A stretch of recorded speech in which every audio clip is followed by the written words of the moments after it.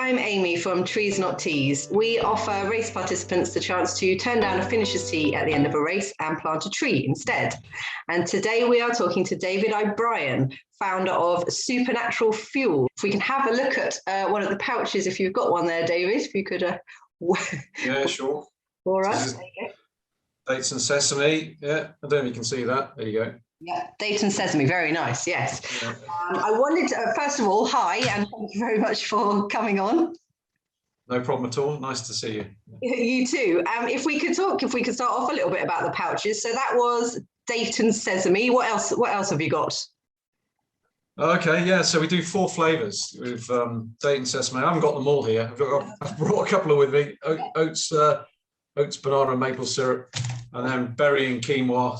And the last one is cocoa and banana.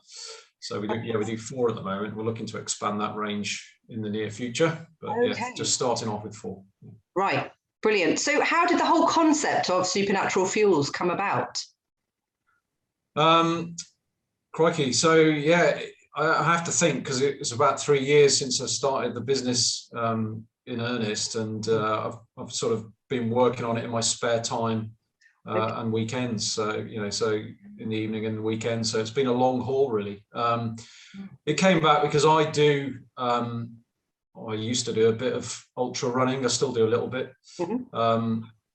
And I've done a couple of long races, long challenges, and I found that, there's certain times when you're doing these races where it becomes quite difficult to eat. Mm. And at that time, it was purely in my own mind, because I was quite new to the sport. I hadn't really talked to many other people other than during events. And, I wasn't sure that, is this just me, or is this a common problem? So, the gastrointestinal problem. So, yeah, it really came about through my own experiences of feeling very low at certain points through inability to eat, and your energy levels drop off. And then, then starts affecting your mind, and whether the will to go on. And a couple of points at a particular race I did in Switzerland, called the Swiss Iron Trail, which is a long mountain race. And a couple of points there, and on reflection at the end of it, I thought, why have we only got on the market really gels or bars that you can eat on these things? And the things that spring to mind that I was thinking about at the time were, gels are very difficult. It's very sticky and sickly sweet stuff that you're not particularly appetizing when you've had a few of them. I'm thinking now of very long events like what I was doing. Yeah. And then trying to eat bars or any solid food, in fact, at certain points is very difficult to eat. So the physical effort of having to chew and swallow when you're dehydrated, you don't have any saliva, and so it was all a bit of a problem. So I thought, well, there doesn't seem to be much in the way of alternatives. So I came back from that race and did some research about it, and so it hit home that GI issues are very common amongst endurance sports, and also that there really wasn't any. I thought I had a novel idea, as you always do, about what I was going to produce, but then I did realise when I did some research, in the US there were a couple of similar type products in pouches, but nothing really in the UK. Just one startup that I could see that was doing something. So I thought there's definitely a gap in the market. I've got an idea of what I can do there. Thought has gone into the recycling, the end process with the pouches. The people use them and then they post the pouches back to you. That's right. Yeah, so we don't. The packaging is made out of laminate plastic and aluminium foil. So it's not something that you can recycle at local council level. Right. They won't accept it currently, although I think that is changing in certain areas. But there are specialist recycle companies that will take them away. They've got the equipment to separate the plastic and the aluminium, and then they can use those materials to then recycle them and turn them into other things. So there's a number of companies that do that. But more recently, though, I think a lot of the common supermarkets, the well-known ones, Tesco, Sainsbury's, and the likes, are having similar schemes where you can drop them off at the supermarket. So it's something to look out for, actually. So we put envelopes in every box we send out for people to return them to us. Yes. And then once we've got a large quantity, we send it off to a company that carries out the recycling. But the supermarkets, I imagine, doing a similar thing now. So it's worth looking out for in your local supermarket, whether they have that scheme going. I know they certainly do where I live down here in Devon. So. Brilliant. So you could, in theory, take your pouches there as well as... Yeah, you can. They're the same as baby food pouches. And I know they've started it off really because they've been around the industry a lot longer. And, you know, the likes of Ella's Kitchen, I think, started them off initially. So, yeah, it's catching on, which is great. Yeah, fantastic. It's a win for everyone. Yeah. Absolutely. Yeah, that's great to have that much more widely available. So obviously you have put an awful lot of thought into this aspect of your product. If we could just talk a little bit more widely, what do you think about how the sports nutrition industry is kind of reacting to the climate emergency? I mean, obviously this is something that you've thought about. Do you feel like it's being thought about, you know, outside of your company? I think we're on the sort of the front of a small wave potentially. Hopefully it's a bigger wave, but yeah, I think companies are thinking about it.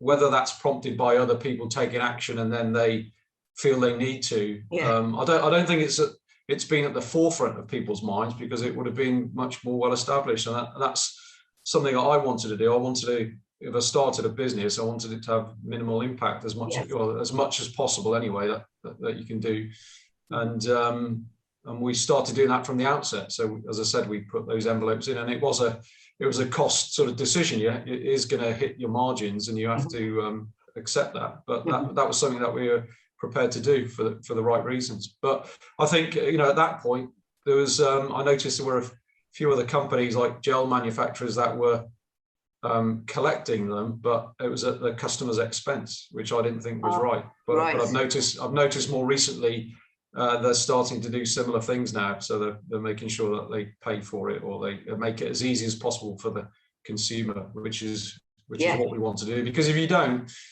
make it as easy as possible, people won't do it. And you know, everyone's busy, very busy, and it has to be really as simple as you can get it. If it requires too much thought or effort, unfortunately, it doesn't happen. So. Absolutely. So that was always the case. But I think you're absolutely right. By you putting your company out there and showing, no, we're paying this end, that does kind of raise the bar for other companies, doesn't it? It does, yeah. And I think anything like this, you need leaders in different industries to make a stand, don't you, and show the direction that people need to travel. And that's the only way that this type of change happens, really. So you do need people, showing, you know, setting the example, and like you say, setting the bar for people to, you know, at least if the more people who do it, the better for everything. So yeah, it's not a competition in that sense. You know, it's good to lead the way in some respects, but you want to, you know, it's a win-win for everyone if people, you know, start doing these things. Definitely. So I have read that you say that the Supernatural Fuel ethos is to promote outdoor activity. That's right. Yeah, we're an outdoor brand. Yeah, we're definitely an outdoor brand. We're not. It's not aimed at gym goers. Although, you know, I have spent a fair amount of my time in the gym in the past, but it's not aimed at that. It's aimed at outdoor enthusiasts, particularly endurance sports. Yeah. And what is it about outdoor activity that is so important to you or to everyone? Well, I you know, the story behind our brand really is sounds a bit corny, but it's back. You know, it's back to evolution. It's back. I feel as, you know, the wider picture of what we're about. I feel like, you know, humans have lost their way. Really, we were outdoor creatures. We used to spend all our time outdoors. We used to move a lot. We used to be, you know, pretty fit on the whole, and we used to eat the right foods. And over time, particularly over the last sort of 100 years, we've lost our way. You know, and that really is the main reason why there's so much illness and so much, you know, so many unhealthy people, is because of those, largely those two aspects. I think lack of movement, lack of being outdoors, lack of eating the right foods, and so we want to try and address that in our own small way, and that's what we promote. So yeah, I mean, it's scientifically proven, isn't it? If you spend time in nature and outdoors, you feel better, and it's not a surprise when you think about it, because that's, you know, 200,000 years of evolution is what we've been kitted out to do. And when you take us out of that environment, stick us in boxes with a little daylight and fresh air, and you wonder why people aren't feeling very well and feeding themselves on a load of rubbish. So yeah, that's what we're about: natural movement, outdoors, nature, and as natural as food as we can eat. Yes. Realistically, you know, with a shelf life that we have to put on it. So fantastic. And you are a runner yourself, aren't you? I know you keep trying to deny it, but you are. I've dabbled, yeah. So not as much as I'd like to at the moment. Pretty small stuff, but I've done some longer races over the last sort of 6 years or so. Yeah. Mm-hmm. So you have done the odd events. Then have you managed to not accrue a huge pile of T-shirts, or have you got a secret stash somewhere? I've got a couple, yeah, if I'm honest. It is a bit of a badge of honor, isn't it? Yes, absolutely. You know, things like, well, MDS didn't, the medal and the T-shirt bit, but I don't have many. I generally try and do maybe a few smaller events and then try and do one big event each year for me. Right. Yeah. Normally overseas if I can. It was a bit of an adventure. So yeah, I would probably keep those type of T-shirts, but I do wear them. I wear them for I wear them for training, and that's part of it. I know, but I know that I totally get the trees not tees vision of, and it's great that people who are entering lots of races and you're getting lots of T-shirts. It doesn't make any sense to collect it if it's just going to sit in a drawer somewhere, and the cost and everything else about it doesn't make sense. Absolutely. I mean, it sounds like you sort of choose events that have maybe got more of the sort of sustainable ethos anyway, but are there any changes that you would like to see happening in the kind of maybe slightly more mainstream running industry with regards to sustainability? Yeah, well, in terms of changes, I think everyone needs to wise up to the urgency of it, don't they? And I think that's the biggest thing. I mean, even myself in terms of diet. So we promote plant-based food, and for the reason everyone's got their own choices. But again, it's like everything else. We've lost our way. It's like the meat issue for me. I'm not one-sided. I eat a bit of meat myself, but we've massively cut down the amount of meat we eat because we just eat far too much meat, and it's one of those things you look back on as a society and think, why did we do that at that moment in time, isn't it? All those animals, not suffering to a large extent in most of the meat industry, and we don't really need it. And there's other options now. There are lots of different options. So everyone can do something in that sense, so by changing their behaviors, and I think, to me, with the outdoor sports nutrition industry, whatever, they all need to do their bit. So yeah, packaging is a big thing. Yep. So there's ways and there's technology out there to deal with it now. So use it. So be responsible and make your packaging so it can be recycled or it's biodegradable or whatever. There are choices there that can be taken, and it's not in the past it might not have been, but there are now. So. Definitely. And so I was going to ask you, personally, it sounds like, you sort of touched on this already with reducing the amount of meat that you eat. Have you made any other changes over the years to yourself as a runner, as an athlete, to be more sustainable? I think certainly that cut down on meat and dairy has been a more recent change that we've made. I think, I've always been more like that. I've always, for example, I've always chosen quality over quantity in terms of my kit. So I'll always buy something and I'll use it for a long time. Yes. And it doesn't bother me too much. I'm not, this is my own personal choice, but we are creatures of sort of wanting to buy stuff, stuff. It's just, we're surrounded by stuff all the time.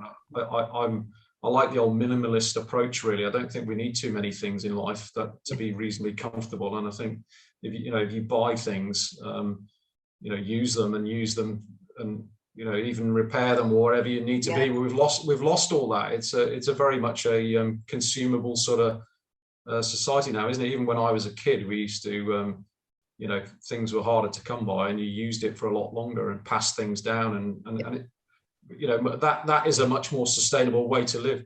But yeah, from a personal point of view, I think changing the diet, using my so I buy quality kit, and I tend to use it for as long as possible. And yeah, I mean, I used to commute to work on a bike if it's a reasonable distance. I used to I used to try and do that mode of transport and the fitness aspect of either walking or cycling to work, if you can do that sort of thing. I think it's small things, but when it's taken en masse with everyone doing it, it's a much bigger effect, obviously. Yeah, the impact is huge. Yeah, you did mention at the beginning that you're bringing out a few new flavors. That's what I was going to ask you. What's next for Supernatural Fuel? Have you got big plans? Are you sticking with? We do have big plans. Yeah, okay. We've got big plans, but it will take some time. But yeah, we've got a couple of new recipes we're working on at the moment for pouches, and there are a couple of other products I'd like to bring out in the future, but that's a bit further down the track. Sure.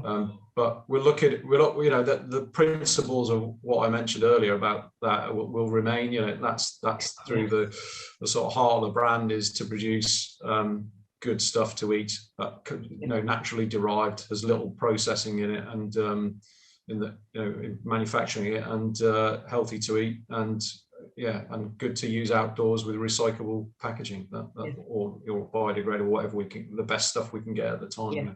So that will remain. Those sort of principles will be applied throughout. And we'll be doing the giveaway of the box of Supernatural Fuel pouches on our social media, so keep your eye out for that.